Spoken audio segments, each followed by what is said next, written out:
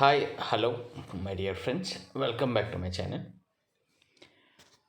ವೀಕ್ಷಕರೇ, ಈ ಒಂದು ವಿಡಿಯೋದಲ್ಲಿ ನೀವು ಕಂಡಂತೆ ನೀವು ನೋಡ್ತಾ ಇದ್ದೀರಾ ಹೆಡ್ಲೈನ್, TET ಕುರಿತ ಆದೇಶ ಪ್ರಶ್ನಿಸಿ ಸುಪ್ರೀಂ ಕೋರ್ಟ್ಗೆ ಮೇಲ್ಮನವಿ ಅಂತಿದೆ.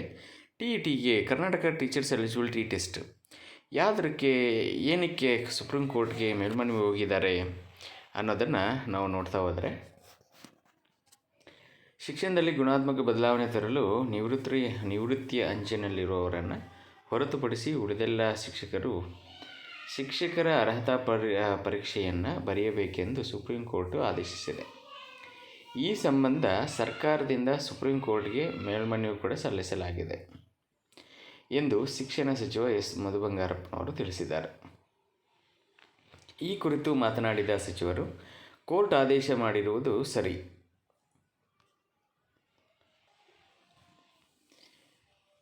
ಈಗ ಇರುವ ಶಿಕ್ಷಕರು 20 ರಿಂದ 30 ವರ್ಷಗಳ ಹಿಂದೆ ನೇಮಕಗೊಂಡವರು. ಅವರು ಇಂದಿನ ಕಾಲಕ್ಕೆ ತಕ್ಕಂತೆ ಬದಲಾಗಬೇಕಾಗಿದೆ.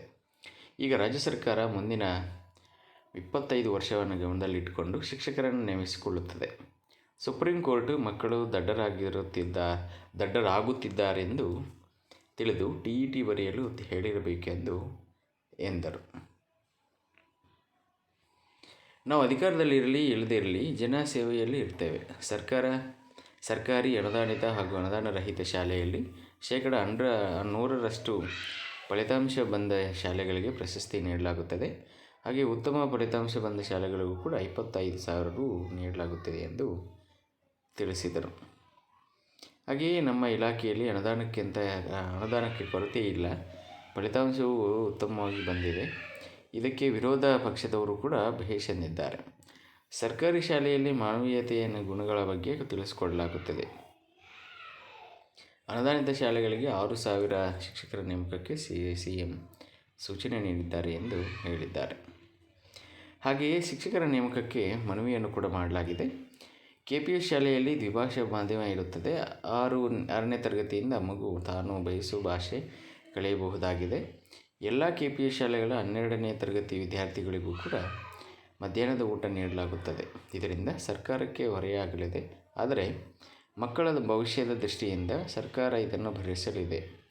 ಇಲ್ಲಿ ದೈಹಿಕ ಮತ್ತು ಸಂಗೀತ ಶಿಕ್ಷಕರನ್ನು ಕೂಡ ನೇಮಕ ಮಾಡಿಕೊಡಲು CM ಮನವಿ ಮಾಡಲಾಗಿದೆ ಎಂದು ಹೇಳಿದ್ದಾರೆ. ಓಕೆ, ಇವೆರಡೂ ವಿಷಯಗಳನ್ನು ಪಕ್ಕಕ್ಕಿಟ್ಟರೆ, ಈ ಒಂದು ಸುಪ್ರೀಂ ಕೋರ್ಟ್ಗೆ ಮೇಲ್ಮನವಿಗೆ ಹೋಗಿರ್ತಕ್ಕಂಥದ್ದು ರೀಸನ್ ಆದರೂ ಏನು ಅಂತಂದರೆ, ನಾನು ಹೇಳ್ದಂಗೆ ಈ ಒಂದು ನಿವೃತ್ತಿ ಅಂಚಿನಲ್ಲಿರ್ತಕ್ಕಂಥ, ಅಂದರೆ ಈ ಹಿಂದೆ 25-30 ವರ್ಷಗಳ ಹಿಂದೆ ನೇಮಕಾತಿ ಹೊಂದಿರತಕ್ಕಂತಹ ಪ್ರಾಥಮಿಕ ಶಾಲಾ ಶಿಕ್ಷಕರು ಅವರನ್ನು TET ಏನು ಇಲ್ಲದೆ ಅವ್ರಿಗೆ TET ಇಲ್ಲ. ಬಟ್ ಇದು TET ಬಂದಿರೋದು 2014ರಿಂದ ಅಂತ ಎಲ್ಲರಿಗೂ ಗೊತ್ತಾಗಿದೆ.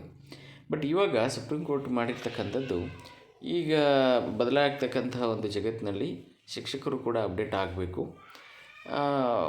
ಆದ್ದರಿಂದ ಪ್ರತಿಯೊಬ್ಬ ಶಿಕ್ಷಕ ಕೂಡ TETಯನ್ನು ಬರೆದು ಪಾಸ್ ಮಾಡ್ಕೊಂಡಿರಬೇಕು. ಯಾಕೆಂತಂದರೆ ಈವನ್ ಖಾಸಗಿ ಶಾಲೆಗಳಲ್ಲೂ ಕೂಡ ಟೆಟ್ ಮಾಡಿರಬೇಕು ಅನ್ನೋದು ಒಂದು ಕಂಪಲ್ಸರಿ ಮಾಡ್ತಾ ಇದ್ದಾರೆ. ಅದರ ಜೊತೆಗೆ ಸರ್ಕಾರಿ ಶಾಲೆಯ ಶಿಕ್ಷಕರು ಕೂಡ ಈ ಒಂದು TETಯನ್ನು ಬರೆದು ಪಾಸ್ ಮಾಡ್ಕೊಂಡಿದ್ರೆ ಚೆನ್ನಾಗಿರುತ್ತೆ ಅಂತೇಳ್ಬಿಟ್ಟು ಸುಪ್ರೀಂ ಕೋರ್ಟ್ನ ಆಲೋಚನೆ ಆಗಿರುತ್ತೆ. ಬಟ್ ಇವಾಗ ಆಲ್ರೆಡಿ ನೇಮಕಾತಿ ಹೊಂದಿರತಕ್ಕಂಥ ಒಂದು ಶಿಕ್ಷಕರಿಗೆ ಅದು ಏನೋ ರೀಸೆಂಟಾಗಿ ಇಲ್ಲ ಒಂದು 10 ವರ್ಷದ ಹಿಂದೆ ನೇಮಕಾತಿ ಹೊಂದಿರತಕ್ಕಂಥವ್ರಿಗೆ ಇದು ಕಂಪಲ್ಸರಿ ಅಂತ ಮಾಡಿದ್ರೆ ಓಕೆ. ಬಟ್ ನಿವೃತ್ತಿ ಅಂಚಿನಲ್ಲಿರೋರಿಗೆ ಮತ್ತು ಒಂದು 25 ವರ್ಷ ಎಕ್ಸ್ಪೀರಿಯೆನ್ಸ್ ಇರೋರಿಗೆ ಅವ್ರಿಗೆ ಅಷ್ಟು ಏನು ಅವಶ್ಯಕತೆ ಇಲ್ಲ ಅಂತ ಅನಿಸುತ್ತೆ. ಓಕೆ, ಅದಕ್ಕೋಸ್ಕರನೇ ಇಲ್ಲಿ ಮಧುಬಂಗಾರಪ್ಪ ಅವರು ಕೂಡ ಹೇಳ್ತಾ ಇರ್ತಕ್ಕಂಥದ್ದು. ಅಂದರೆ ಏನಿಲ್ಲ, 25 ವರ್ಷವನ್ನು ಗಮನದಲ್ಲಿಟ್ಕೊಂಡು ಶಿಕ್ಷಕರನ್ನು ನೇಮಕಾತಿ ಮಾಡಿಕೊಳ್ಳಲಾಗ್ತದೆ. ಹಾಗೆ ಮಕ್ಕಳು ದಡ್ಡರಾಗುತ್ತಿದ್ದಾರೆ ಎಂದು ಕೂಡ ತಿಳಿದು TET ಬರೆಯಲು ಹೇಳುತ್ತಿದ್ದಾರೆ. ಅಂದರೆ ಟೆಟ್ಟನ್ನು ಬರೆದ್ರೆ ಟೆಟ್ಟಲ್ಲಿ ಏನೆಲ್ಲ ಇರುತ್ತೆ ಅಂತ ನಿಮ್ಗೆ ಆಲ್ರೆಡಿ ಗೊತ್ತಿದೆ. ಅದು ಶೈಕ್ಷಣಿಕ ಮನೋವಿಜ್ಞಾನ, ಚೈಲ್ಡ್ ಪೆಡಗಾಗಿ ಇರುತ್ತೆ, ಬೋಧನಾ ವಿಧಾನ ಇರುತ್ತೆ, ಹಾಗೆಯೇ ಈ ಒಂದು ಭಾಷೆ ಸಾಮಾನ್ಯ ಭಾಷೆ ಇಂಗ್ಲೀಷ್ ಇರುತ್ತೆ, ಮತ್ತು ಕನ್ನಡನೂ ಕೂಡ ಇರುತ್ತೆ. ಎಲ್ಲನೂ ಕೂಡ ಇರೋದರಿಂದ ಅವ್ರಿಗೊಂದು ಐಡಿಯಾ ಬರುತ್ತೆ. ಅದಕ್ಕೋಸ್ಕರನಾದರೂ ಬುಕ್ಸನ್ನು ತೆಗೆದು ಓದಿ ಹೊಸ ಹೊಸ ಬೋಧನಾ ವಿಧಾನಗಳನ್ನು ಮತ್ತು ಏನು ಈ ಒಂದು ಟೀಚಿಂಗ್ ಏಡ್ಸನ್ನು ಯೂಸ್ ಮಾಡಿ ಮಕ್ಕಳಿಗೆ ಅರ್ಥೈಸುವಲ್ಲಿ ತುಂಬ ಅನುಕೂಲಕರವಾಗುತ್ತೆ ಅಂತೇಳ್ಬಿಟ್ಟು ಇದನ್ನೆಲ್ಲವನ್ನು ಗಮನದಲ್ಲಿಟ್ಕೊಂಡು may be supreme court order ಕೊಟ್ಟಿರ್ಬೋದು. ಬಟ್ ಅದಕ್ಕೆ ಇವಾಗ ಸರ್ಕಾರವೂ ಕೂಡ ಒಂದು ಮೇಲ್ಮನವಿಯನ್ನು ಸಲ್ಲಿಸಿದೆ. ಅದು ಯಾಕೆ ಇವಾಗ ಬರೋರಿಗೆ ಒಂದು ಎಂಟ್ರೆನ್ಸ್ ಬೇಕು, ಬಟ್ ಇವಾಗ ಆಲ್ರೆಡಿ ಆಗಿರೋರಿಗೆ ಅವಶ್ಯಕತೆ ಇಲ್ಲ ಅಂತಂದರೆ ನಿವೃತ್ತಿಯಲ್ಲಿ ಹಂಚಿನಲ್ಲಿರ್ತಕ್ಕಂಥವ್ರಿಗೆ ಇನ್ನೇನು ಬೇಕಾಗಿದೆ ಅನ್ನೋವಂಥ ದೃಷ್ಟಿಯಲ್ಲಿಟ್ಕೊಂಡು ಒಂದು ಮೇಲ್ಮನವಿಯನ್ನು ಸಲ್ಲಿಸಿದೆ.